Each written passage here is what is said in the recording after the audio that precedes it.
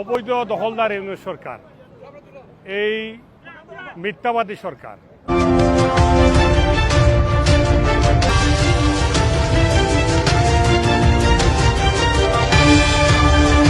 সিলেটের আলোচিত সাবেক কাউন্সিলর আজাদুর রহমান আজাদ সম্প্রতি লন্ডনে প্রকাশ্যে এসেছেন।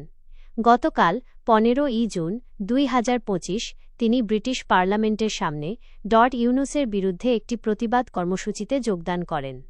এই কর্মসূচিতে তিনি ইউনূসের নেতৃত্বাধীন অন্তর্বর্তী সরকারের তীব্র সমালোচনা করেন। প্রাপ্ত তথ্য অনুযায়ী ইউনূসের যুক্তরাজ্য সফরকে কেন্দ্র করে লন্ডন ও তার আশেপাশে আওয়ামী লীগ এবং তাদের যুক্তরাজ্য শাখা ব্যাপক প্রতিবাদ কর্মসূচি পালন করছে। এর মূল কারণ আওয়ামী লীগের নেতাদের অভিযোগ যে ইউনূসের সরকার অনির্বাচিত ও অবৈধ। তারা যুক্তরাজ্য সরকার ও রাজার কাছে ইউনূসের সরকারকে স্বীকৃতি না দেওয়ার অনুরোধ জানিয়েছেন। এই বিক্ষোভগুলোতে আওয়ামী লীগের জ্যেষ্ঠ নেতা এবং বাংলাদেশ থেকে পালিয়ে আসা সাবেক মন্ত্রী, এমপি ও কেন্দ্রীয় নেতারা অংশ নিচ্ছেন। আজাদুর রহমান আজাদও এই প্রতিবাদ কর্মসূচিতে যোগ দিয়েছিলেন, যা ইঙ্গিত দেয় যে তিনিও বর্তমান সরকারের তীব্র সমালোচনাকারী।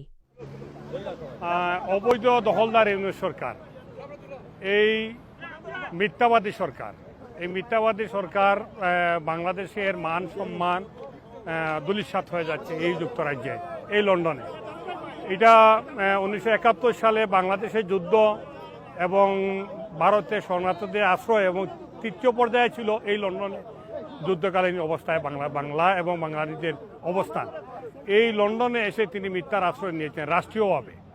রাষ্ট্রীয়ভাবে মিথ্যার আশ্রয় নিয়ে উনি বলেছেন যে এখানের প্রধানমন্ত্রীর সাথে উনি সাক্ষাৎ করবেন। এখানের প্রধানমন্ত্রী যে সময় ওনাকে বলেছেন যে উনি একটি অনির্বাচিত সরকার, একটি জঙ্গি সমর্থিত সরকার।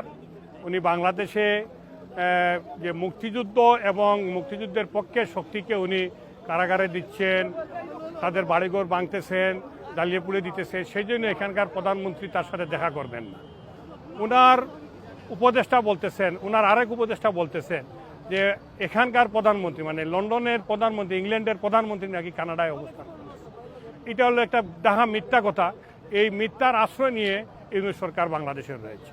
আমরা আজকে ঐক্যবদ্ধ রয়েছি বাংলাদেশ এবং বাঙালি পৃথিবী যে যেখানে রয়েছে সবাই আজকে ঐক্যবদ্ধ। এই 71-এ পরাজিত শত্রুদেরকে পাকিস্তান বানানোর জন্য যারা স্বপ্ন দেখে তাদের বিরুদ্ধে আজকে আমরা ঐক্যবদ্ধ হয়েছি।